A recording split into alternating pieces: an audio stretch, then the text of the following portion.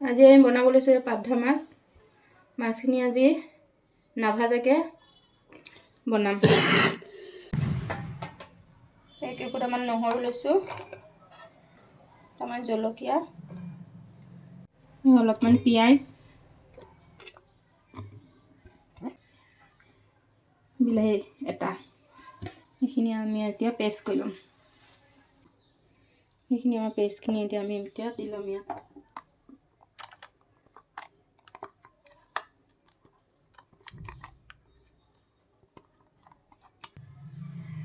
এইখিনি সৰিয়হ পেষ্ট, পৰিমাণ অনুসাৰে নিমখ দিছোঁ, এইখিনি হালধি দিছোঁ, শুকান জলকীয়া গুড়ি অলপ দিছোঁ, কেঁচা সৰিয়হৰ তেল। এইখিনি আমি এতিয়া সানি ল'ম।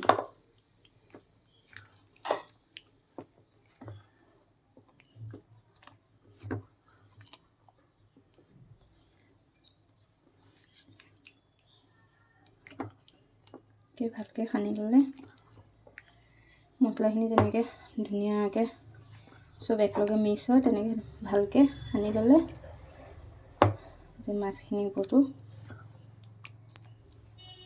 ধুনীয়াকৈ সোমাব মাছত।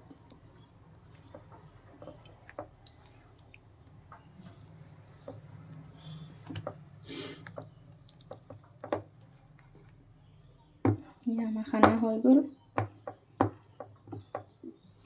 অলপমান তেল দিছোঁ সেইটোত।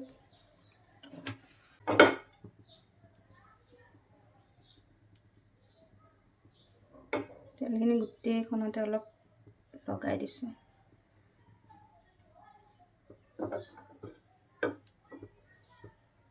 সানি থোৱা মাছখিনি দি দিছোঁ।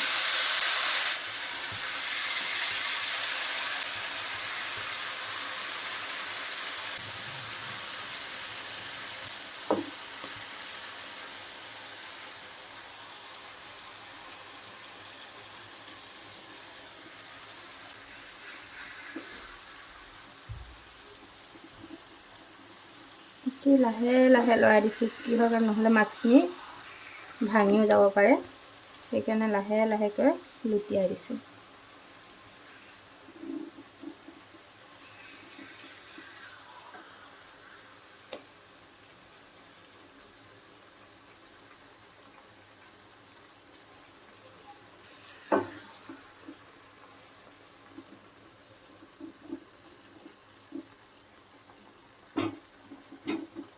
গেছৰ ফ্লেমটো অকণমান কমাই দিছোঁ।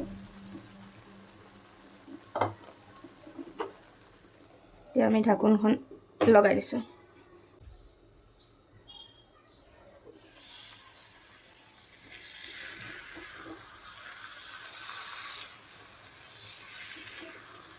লাহে লাহেকৈ আমি অলপ অলপকৈ এনেকৈ লৰাই দিছোঁ যেন মাছকেইটা নাভাঙে।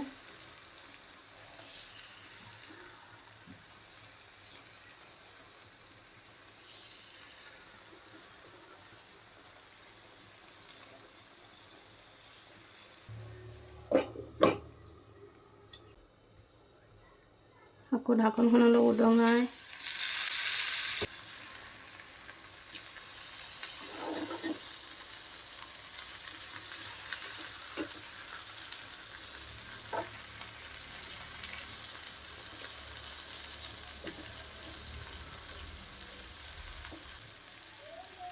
ইয়াত আমি পানী দিছোঁ।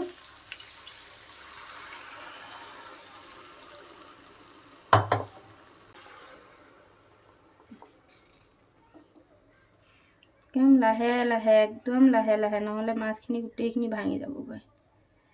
সেইকাৰণে একে আল ফুলকৈ লৰাব লাগিব।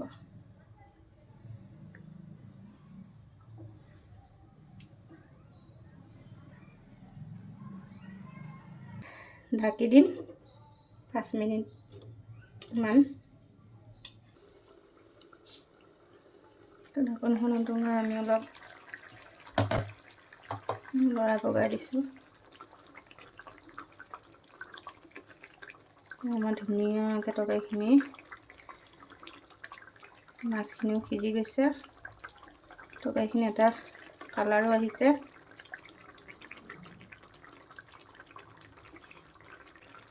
আমি অলপ ধনিয়া পাত ওপৰত দি দিছোঁ। আমাৰ তৰকাৰী হৈ গৈছে।